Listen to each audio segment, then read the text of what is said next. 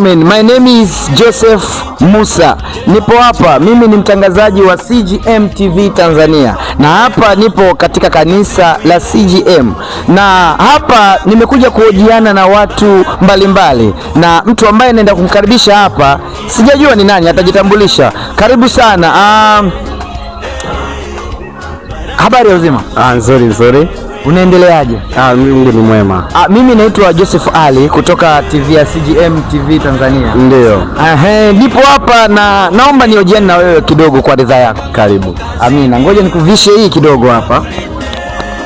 Au shika tu mkononi. Ndio. Iwekee hapa hivi kidogo. Ili tupate sauti. Habari ya uzima? Nzuri sana. Hapa wewe ni nani? Maana nimeona hiki kitu hapa. Asante sana. Mimi ni mchungaji wa mahali hapa God Ministry. Okay. Covenant of God Ministry. Na niko chini ya Nabii Samson Mtekia. Ungejitambulisha kwa majina watu wakufahamu. Unaitwa Pastor nani? Kwa majina naitwa Pastor John Paul.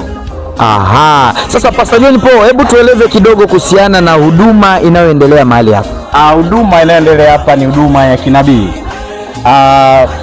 Leo ilikuwa ni siku ya ibada, na ibada zetu ni ibada zinazoendeshwa na Roho Mtakatifu, na baba yetu ni prophet. Sawa sawa. Na ibada ni za kinabii. Ibada ni za kinabii. Kwa hiyo ukija mahali hapa utakutana na unabii, utafunguliwa. Pia ni ibada ya maombezi, na ukionana na mtu wa Mungu, ndio najua hautabaki kama ulivyo. Sawa. Mpendwa unanitazama, na ibada zetu ni ibada za kinabii. Utakuja mahali hapa utatabiriwa, utafunguliwa. Ibada zetu sambamba na kufunguliwa, mchungaji, Pastor nabii wetu Samson Mtekia, watu wanaweza wakajua labda anafanya kazi kwa kuomba watu pesa. Hili jambo unalizungumziaje? Nabii wetu wa mahali hapa afanye hivyo vitu. Afanye vitu anavyofanya. Ibada ya nabii yuko tofauti na wengine. Na unamwambiaje mtu anayekutazama ambaye yupo Marekani, yupo Tanzania hapa, ambaye yupo hata Kenya, Uganda, Malawi? What do you say about them?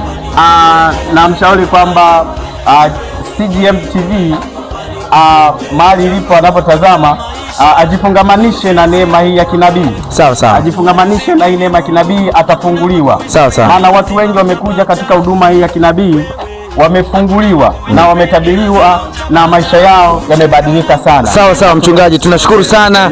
Tuna ratiba kuongea na watu mbalimbali, kwa hiyo ngoja tuwete watu wengine.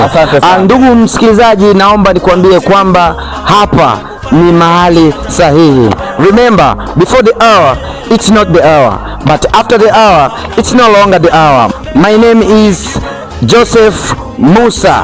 Karibu sana.